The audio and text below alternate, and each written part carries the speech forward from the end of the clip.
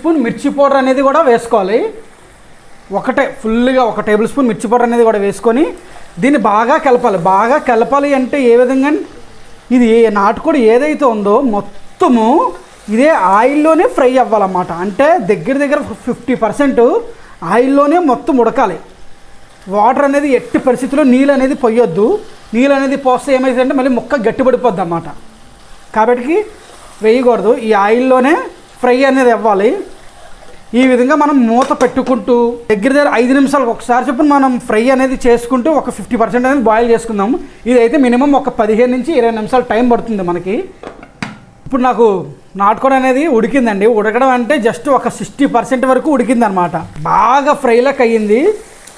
ఈ 60% ఉడకడానికి నాకు దగ్గర 20 నిమిషాలు టైం పట్టిందండి. ఇప్పుడు మిగిలిన 40% ఏ విధంగా ఉడికించాలంటే, నేను నైస్గా చిన్న సైజు అంటే మీడియం అనుకోండి,